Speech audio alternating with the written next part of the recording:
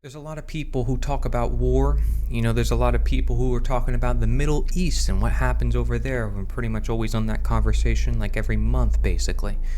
And it's unfortunate to see that people are fighting each other, most especially that there's people blaming one country or another. But what about the people within that country? I care for all the people. I don't care for the state, for the government. I care for the people. Now, people like to equate the people with the government or the state, but the people of the government or the state may disagree with the government or the state, and they might feel like they're not getting a fair share.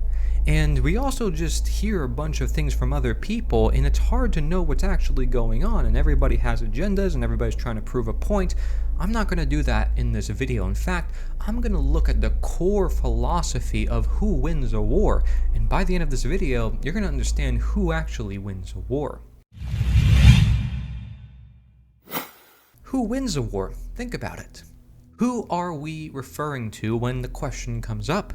If somebody gets into a fight with another person, you might say that someone wins the fight. So and so gets knocked out or taps out, as in wrestling, a person loses and a person wins. Well, wars, however, are fought between countries, that is, large tracts of land. But unless you're watching The Lord of the Rings, giant rock people aren't going to be duking it out in the mountains. Who we're really talking about by asking who wins a war is the thousands of people that identify as a member of a standing army. The members of the standing army are not independent actors, however, because they form a group often referred to as our side or our guys. This forms one half of the who we are looking to find. The next aspect to identify is the more ominous sounding other side or those guys. They are the thousands of individuals that identify as members of a different standing army. Ooh, sounds scary, huh? It should sound scary because those guys want to invade your home and kill you. It might sound silly, but it's true. By being on the other side, they really are that dangerous. On their own, maybe these guys on the other side wouldn't be so dangerous. If you met on the street, you might even say they are just like you. It's not that being from a different place makes them dangerous. So, what is it? It's tempting to say that being a member of this group called a standing army is why, but that would be like saying a member of the chess team is dangerous because they are a member of that group. A member of a chess team, however, is just in a group that plays chess. A member of a standing army is in a group for the sole purpose of fighting someone else. This argument doesn't really make them dangerous either, because you have boxers, MMA, or even paintball, and you have individuals and groups that fight each other. What gets dangerous is when a group is trying to kill people from another group. Why then do thousands of people in one group want to kill thousands of people in another group? Well, let's get back to this land thing to see if the answer is in there. Unless you are some kind of sea animal or amphibian, you live on land. Land on its own has features: hills, valleys, lakes, forests, stuff like that. One feature land does not have is imaginary lines. These imaginary lines are often called political boundaries. What most people call a country is just a set of imaginary lines. So, now we have a line with two sides. We have groups on each side, but no understanding of why thousands of people want to kill each other, and certainly no understanding of who wins. Sometimes you might have a unanimous decision to kill a single person, like a known serial killer, rapist, or mugger. To go dominating and killing tons of people just for being on the other side of imaginary lines would seem ridiculous to the average person. Large groups of individuals don't just wander on their own killing each other, so what's going on? Individuals do join groups that together go out killing people, but even then, it's being part of the group that drives the groups to kill each other. But, you see, all the members of the group do have something in common. They don't act for themselves. They follow the commands of a leader. When it's a leader that decides who or what to attack or who or what to defend, it's the individuals that join that group that take the action and the risk. They do this in reference for the leader, but not necessarily because those may change by the day.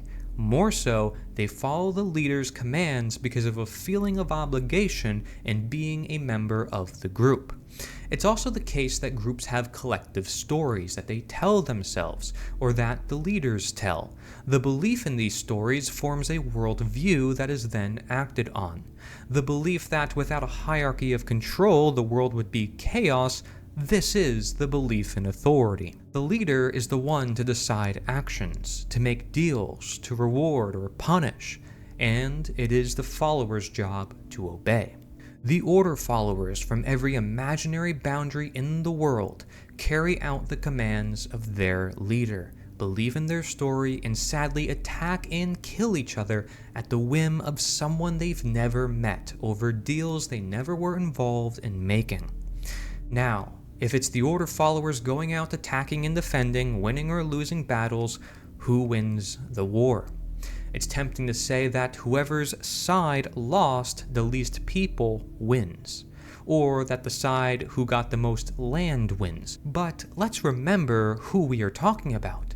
Can it really be said that destruction and death of more on one side than the other is winning at all? If you come home to ruins, you wouldn't say, "Hooray, we won." The real winner is the one behind the scene, the one who rarely, if ever, steps into the field, the leader. Can the order follower ever say they won anything when everything they did wasn't even their own chosen action?